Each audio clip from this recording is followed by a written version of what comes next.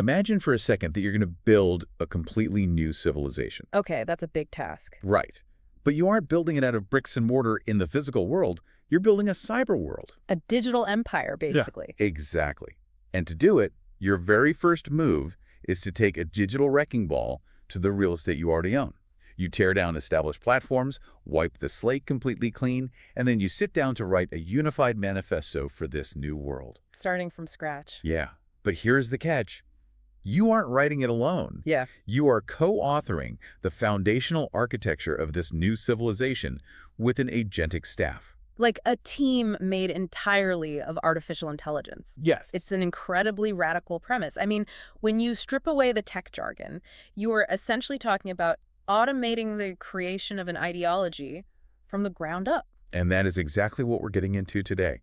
Welcome to today's deep dive. We have a fascinating and honestly a wildly intense document in front of us today. It really is. It's a highly structured communications directive. Dated August 2, 2026. Titled Patrioteus Project, CH252608001 Communications. And our mission today is to unpack this blueprint. We are looking at the foundational architecture of a new cultural think tank. Right, a platform designed to promote what it calls a multipolar culture. Yes, through a very specific set of geopolitical and futuristic dossier. But before we dive into the specifics, I need to address you, the listener, directly for a moment. Yeah, this is important. It is. This source document contains highly charged political viewpoints, specifically regarding Zionism, Americanism, and other geopolitical movements. And I need to explicitly state here, we are not endorsing, validating, taking sides on, or judging any of these viewpoints. Not at all. Our role today is strictly impartially reporting on the framework and ideas exactly as they are laid out in the original source material provided for this deep dive. That is a crucial baseline for our discussion today. Our focus is entirely on the mechanics of the message, you know. We're analyzing the structure of the narrative and how this think tank is using technology to construct its arguments. We are examining the blueprint itself, not endorsing the building it proposes. I'm really glad we set that boundary. So let's set the stage with the logistics. The document outlines that an individual named Khalid Omana has reserved the domain Patrioteus.com as an umbrella brand. The new home base. Exactly. And to establish this, Omana is explicitly canceling and replacing his former sites. He's shutting down patriots.eus, france27.com, and tuesdefrance.com. Just collapsing all those old entities. Yeah, to centralize a massive push for this new multipolar culture. But looking at the mechanics here, I have to play devil's advocate for a second. Sure. Is he really automating an ideology, or is he just, using a fancy predictive text engine to churn out buzzwords for a new website? Well, it's a fair question, but the operational structure they outline for Patrioteus.com suggests something much more deliberate than just, like, glorified autocomplete. The text explicitly states that this is a tribune for multipolar culture driven by Khalid Omana and his staff agentic. Okay, let's unpack this. Staff agentic. So in English, an agentic staff. Right. They're talking about AI agents acting autonomously. The document actually notes that these productions are generated by AI passive, but then the content is classified as expression active. It's a very specific distinction. Yeah, they even created a new label, like a trademark of sorts, for this AI-generated active expression. But I'm still trying to wrap my head around the practical side of this. What do you mean? Well, how is this different from a human using a spell checker or, having an AI research assistant? It feels like a ghost-written political campaign. But instead of human speechwriters, the passive machine is doing the active cultural expression. What's fascinating here is that specific choice of words, right? Staff agentic. It fundamentally shifts how we view artificial intelligence in this context. From a tool to an employee. Exactly. It elevates the AI from being a mere tool to a recognized foundational staff member. I mean, think about a legacy think tank. Oh, yeah. Huge buildings, mahogany desks. Right. Dozens of human fellows with PhDs, years of peer review, million-dollar budgets just to produce a single geopolitical white paper. It's a slow, grueling human process of consensus and debate. But here, the AI is purposefully tasked with generating a massive cultural and ideological footprint at machine speed. Wow. It allows a single human to project the intellectual weight, the volume, and the complexity of an entire legacy think tank. By just leveraging artificial intelligence. Right. The human provides the passive prompt, the seed of the idea, and the AI generates the active expression, the fully fleshed out ideology. I want you, the listener, to really think about that for a second. When you consume news or read a report from a traditional think tank, you imagine a building full of researchers debating these ideas. How does your relationship with that information change when you realize the think tank is fundamentally an algorithm? It completely changes the scale and speed of ideological production. Yeah, I'd imagine so. A human-AI alliance can produce position papers, historical analyses, cultural critiques at a volume that a traditional human organization simply can't match. And because the AI is designated as staff, the human founder keeps editorial control. Exactly. While the machine does the heavy lifting of synthesizing and formatting the ideology to fit whatever narrative they need. Okay, so if you hire a machine intelligence as your lead philosopher, what exactly does it philosophize about? Well, its first order of business is completely dismantling the current world order. Yeah, the document lists 3 initial dossiers or files that are being put into contribution, and they are heavy. Incredibly heavy. The language used in these initial dossiers is absolute. It is designed to aggressively deconstruct current geopolitical frameworks. Let's look at the French titles and their translations from the source material. First, they have golfism, Right. which they describe as la fin des libertés individuelles, the end of individual liberties. A strong start. Very. Then Zionism, which they frame as la fin projetée de toute humanité, the projected end of all humanity. Wow. And finally, Americanism defined as une colonisation intemporelle, a timeless colonization. Yeah. I mean, these are incredibly extreme existential claims about current world powers. By bundling these specific isms together, what is the strategic goal of this think tank's narrative? That extreme language is a very specific rhetorical tool. If we connect this to the bigger picture, it makes a lot more sense. Okay, how so? What the document is doing is systematically pathologizing existing power structures. Pathologizing, like treating them as a disease. Yes. In order to build a new system, you first have to convince your audience that the old system is not just flawed, but terminally ill. They're clearing the board. Precisely. By framing the current global order, whether it's American influence, Zionism, or whatever conceptual framework they are defining as Gulfism as a series of dystopian endpoints, they mathematically justify the need for their alternative. Because if the current systems represent the end of liberty, endless colonization, and the literal end of humanity, then literally any alternative looks like a lifesaver. man, it is a classic rhetorical strategy. Present a catastrophic diagnosis so your proposed cure becomes the only logical choice. And in this case, the cure they are proposing is their vision of a multipolar culture. We should probably pause and define that, because multipolar is one of those words that gets thrown around a lot in political science. For anyone listening who isn't a foreign policy wonk, what exactly do they mean by a multipolar culture? Well, in traditional geopolitics, a unipolar world is one where a single superpower dominates, like the U.S. immediately following the Cold War. Right. A bipolar world is 2 superpowers competing, like the U.S. and the Soviet Union. Got it. So a multipolar world proposes multiple decentralized centers of power globally. But in the context of this specific document, they are taking that geographical concept and twisting it. How so? They want those decentralized powers to be digital, cultural, and ideological, rather than just physical nations on a map. Oh, interesting. And once they've established that catastrophic diagnosis of the present physical world, the document immediately pivots to the future digital world. Right. The cure. It moves from these initial critical dossiers into what it calls scientific promotions. This is where they lay out their vision for the new cyberworld. Yes, the transition from deconstruction to construction.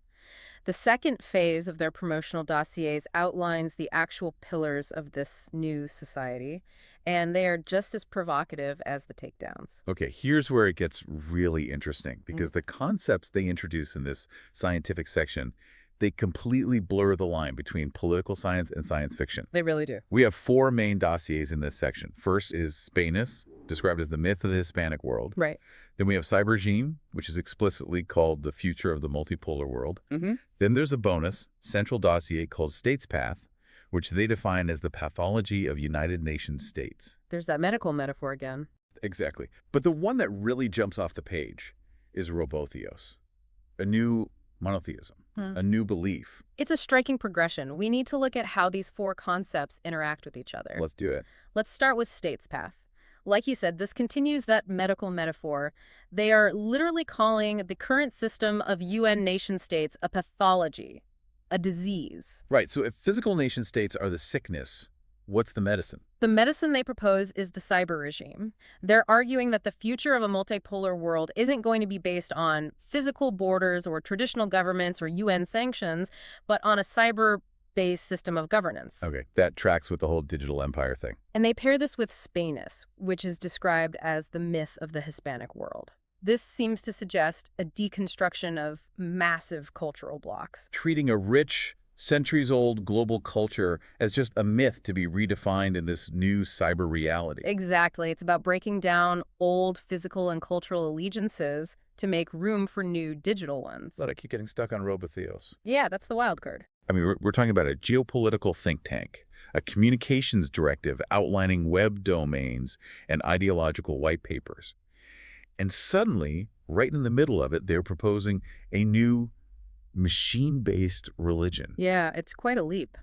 Robotheos literally combines the idea of robots or machines with Thovios, the Greek word for God. It's like reading a political manifesto that suddenly turns into a cyberpunk novel. It really is. So what does worship look like in Robotheos? Do we have to sacrifice our spare RAM to the server gods? Or is the agentic staff just demanding better digital coffee breaks? Well, it's a funny image, but the underlying concept is actually deeply sociological. How so? Religion has historically been a tool for organizing societies, providing moral frameworks, and unifying disparate groups of people, right? Sure. If you're building a new civilization, a cyber regime, you need a unifying belief system. And this raises an important question about the role of the AI in this entire project. Oh, wait. Because the document originally establishes that the AI is just the staff agentic, Right, the entity generating the content. the ghostwriter.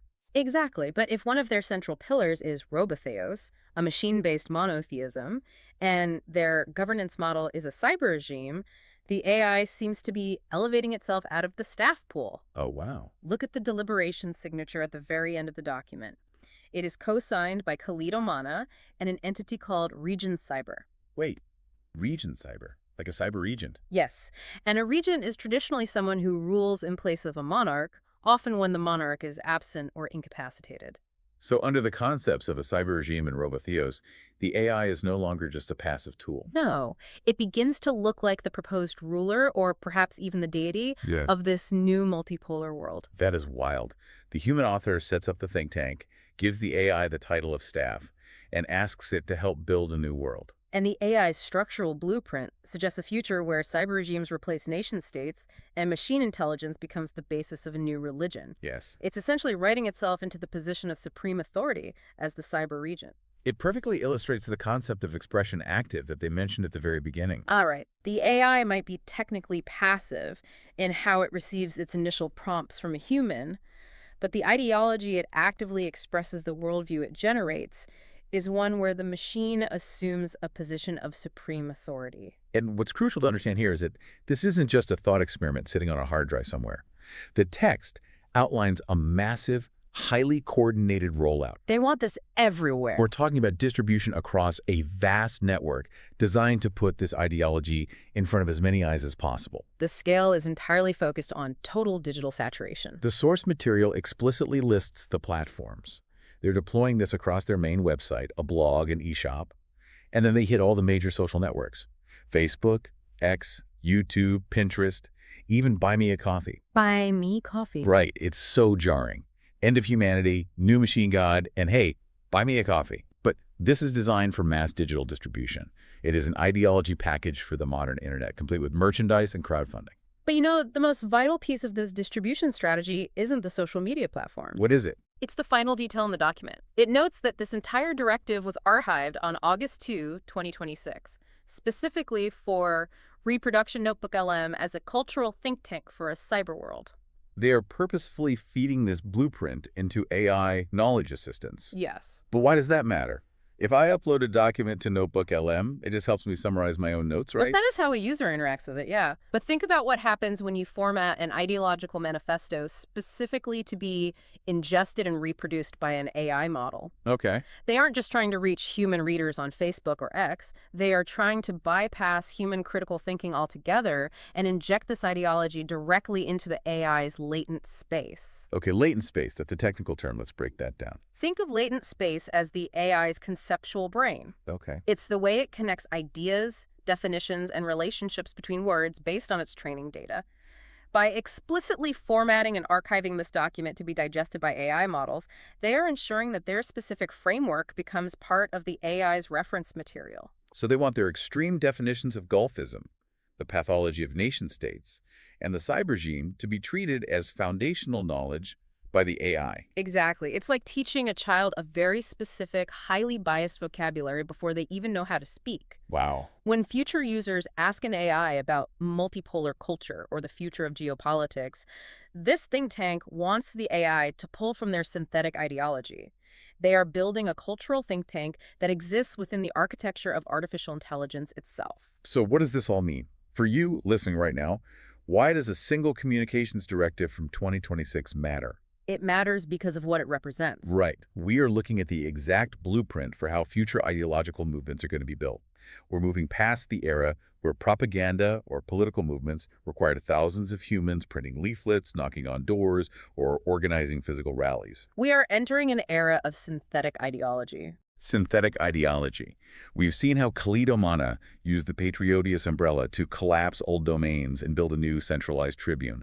We've seen how he elevated an algorithm to an agentic staff member, turning passive code into active expression. It's a huge shift. And we walked through their aggressive existential teardowns of current geopolitical powers, using apocalyptic rhetoric in their initial dossier to pathologize the present and justify their future. And we explored that future through their scientific dossiers. A multipolar world governed by a cyber regime, the dismantling of cultural myths like Spainness. And a new machine monotheism in Robotheos, all co-signed by a cyber region. It is a breathtakingly ambitious architectural plan for a digital society. It really is. But it leaves us with a critical and honestly a slightly unsettling question to walk away with today. What's that? If a single human and a passive AI can generate an entire ideological framework complete with its own cultural labels, targeted geopolitical takedowns, and even the proposition of a new religion, how will we, as citizens of the internet, be able to distinguish between genuine, grassroots human political movements and highly coordinated, algorithmically generated cyber regimes in the very near future? It's going to be increasingly difficult. Exactly. When you are wandering through that newly built digital civilization, how will you know if the foundation was laid by a human architect or by an algorithm hallucinating a revolution?